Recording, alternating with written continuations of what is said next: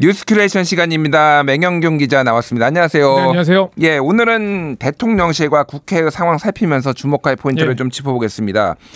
윤석열 대통령이 국정브리핑과 기자회견이 혼합된 형태의 대국민 소통을 준비 중이라고 이제 언론 보도가 나왔는데요. 여기에 여당 지도부를 초청해 만찬도 함께한다는 보도도 나왔네요. 예, 그래서 오늘 이런 이야기들을 그 현안들의 주체의 가장 큰 고민이 무엇인가 이 부분을 좀 살펴보면서 보면은 좀 움직임의 어떤 맥락을 잘 살필 수 있을 것 같아서 좀 고민 위주로 살펴보겠습니다. 예, 국정브리핑 지난번에 이제 대왕고래 프로젝트 그렇습니다. 이제 한반도 동해 앞바다에서 이제 석유가 나온다라는 거를 짧게 이제 하고 이제 기자회견 없이 질의응답 없이 이제 했는데 이번에는 조금 다른 것 같아요. 윤석열 대통령의 어떤 고민 지점이 좀 묻어나는 것 같은데요. 그렇습니다.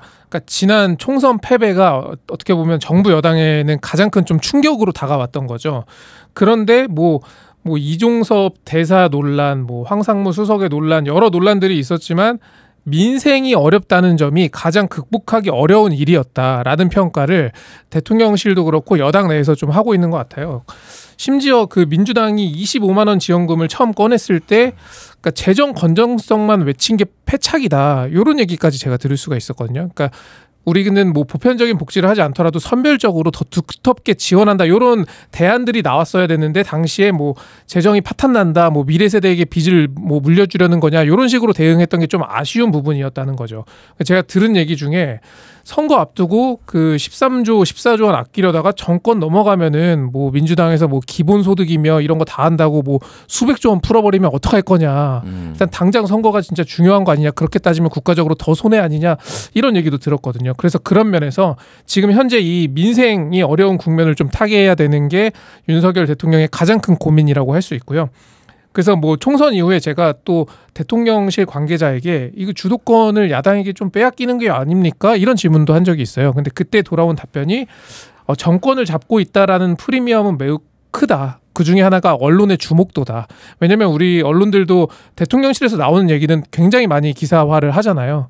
그런 거에 대한 장점을 좀 갖고 있다. 그게 좀 프리미엄이다. 이런 취지의 이야기를 한 거고요. 그래서 그런 것들을 좀 생각들을 더해 보면은 이제 윤석열 대통령이 어떤 뭐 국정 브리핑의 형태로 그동안 얘기했던 연금 개혁뿐 아니라 4+1 의료 개혁까지 전반적으로 좀 입장을 다 밝히는 형태를 좀 추진하는 것이다. 이렇게 좀 볼 수 있을 것 같고요. 또 이어서 기자들과의 질의응답도 있을 것으로 보입니다.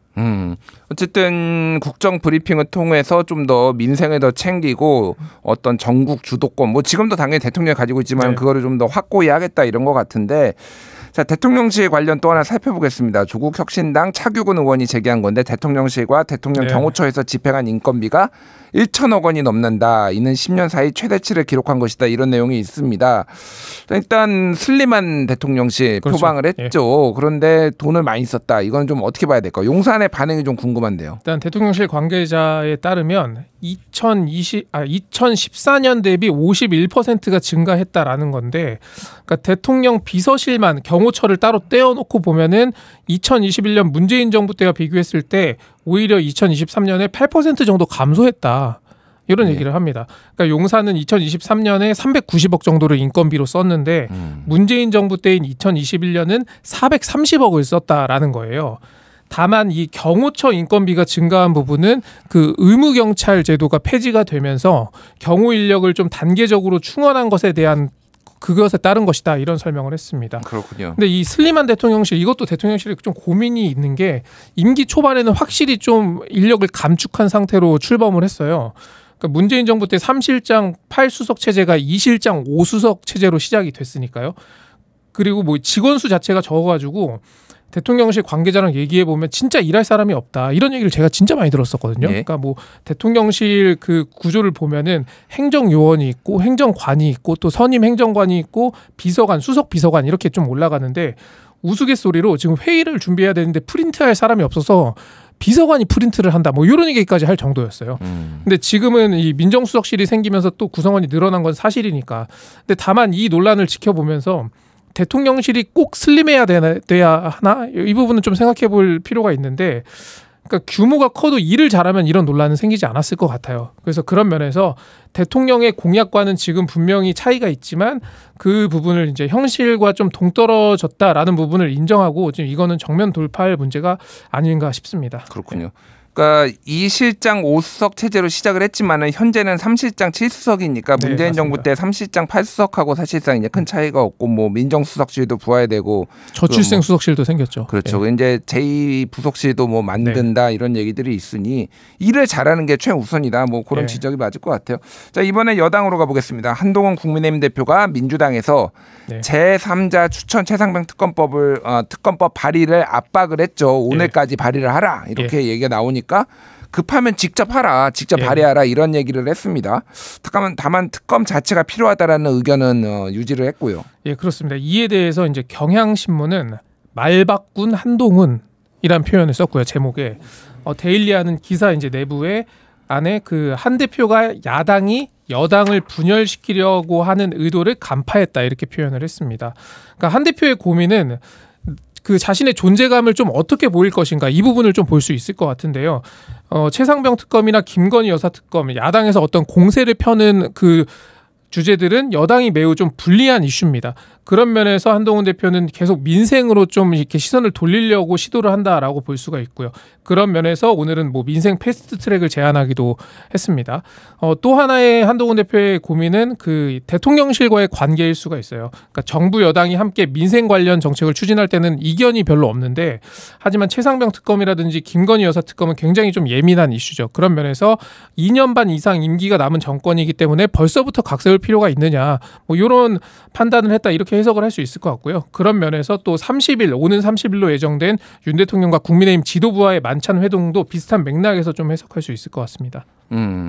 일단 뭐 여야 당대표 회담 생중계 같은 경우에는 고집하지 않겠다 이렇게 얘기를 했는데 이재명 대표가 지금 수요일 날 퇴원하는 걸로 알려져 있고 그러면은 금요일 날에는 대통령과 만찬이 있고 뭐 그리고 대통령이 또 이제 국정 브리핑도 해야 되고 그러면 이번 주에는 사실상 불가능한 거 아니냐. 그러면 그렇죠. 다음 주는 또 정기국회 열리고 그러면은 이제 사실상 물 건너간 거 아니냐. 당대표 회담 뭐 이런 얘기까지 나오니 한동훈 대표가 조금 더 적극적으로 나온다 이런 뭐 분석도 나오는 것 같습니다. 자, 이재명 대표의 병상 정치 뭐 이런 얘기 또 나오더라고요. 그렇습니다. 이 이슈도 살펴보죠. 두 개 지시사항이 나왔는데 하나는 독도 지우기 진상조사 특별위원회를 구성하라. 또 하나는 의료대란 특별위원회 구성하라. 이렇게 얘기가 나왔습니다. 이재명 대표가 병상에서 이렇게 좀 적극적으로 진상조사를 지시한 데에는 조금 이유가 있겠죠? 그러니까 민주당은 먹고 사는 것도 민생이고 억울함을 풀어주는 것도 민생이고 또 정의를 지키는 것도 민생이다. 뭐 이런 좀 이야기를 좀 하고요. 그런 면에서 특검이나 청문회 이런 부분들이 먹고 사는 문제를 챙기면서도 병행돼야 한다라는 그 당위성을 좀 강조를 합니다. 반대로 이재명 대표의 고민은 국회의 다수 의석을 갖고 있지만 계속 대통령이 이런 거부권으로 맞선다면은 사실 할 수 있는 게 별로 없거든요. 또 예산을 편성하거나 집행하는 것도 이제 정부의 몫이기 때문에 더더욱 그렇고요. 그래서 좀 주도권을 빼앗기지 않으려고 하는 것이 이재명 대표의 좀 고민이라고 할 수 있고요.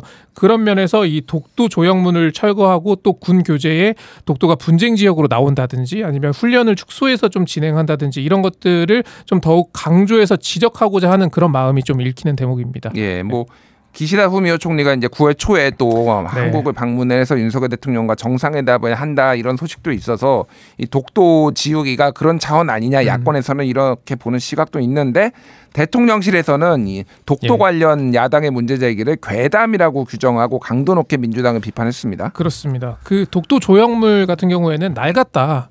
이게 뭐 지하철에 설치된 건 10년이 넘었고 뭐 그렇기 때문에 다시 설치하려는 것이다. 이런 좀 해명을 했고요. 또 독도 방어 훈련도 연 2차례씩 진행하고 있다. 또 독도는 역사적, 지리적, 국제법상 명백한 우리 영토다. 근데 이걸 의심하는 발언을 해서 야당이 해서 국론이 좀 분열되고 이런 논란 자체를 만드는 것이 어떤 친일 프레임에 좀 억지로 끼워 맞추기 위한 행동이다. 이런 취지의 비판을 했습니다. 예. 끝으로 조금 전에 나온 소식 전해드리겠습니다. 저희가 그간 방송통신위원회 관련 이슈도 꾸준히 전해드렸는데요. 법원이 방금 MBC 대주주인 방송문화진흥의 신임 이사 임명 집행정지 신청 2건 중에 대해 한 건에 대해 인용 결정을 내렸습니다. MBC가 그러니까 방통위가 MBC 이사 바꾸는 것을 중단하라 뭐 이런 내용이네요. 그러니까 그렇습니다. 2인 체제로 임명한 MBC 대주주 박문진 이사진의 효력을 좀 정지하는 집행정지 신청을 법원이 좀 인용한 것이고요. 그리고 지난달 31일 방통위가 새로 선임한 6명 이사진의 임기도 효력이 좀 정지가 됐습니다. 그러니까 2인 체제가 법적 정당성이 없다. 또 합의제 기구의 의사결정에 필수적이라고 할 수 있는 이 심의도 거치지 않았다. 그 위법성이 크다 이러면서 제기한 소송이거든요.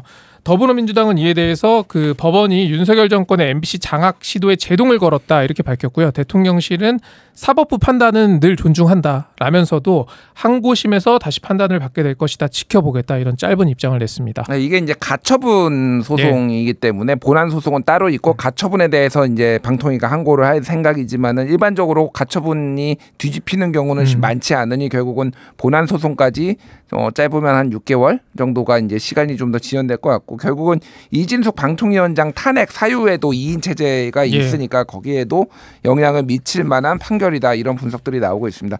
오늘 뉴스 큐레이션 여기까지 하겠습니다. 맹영균 기자 잘 들었습니다. 고맙습니다.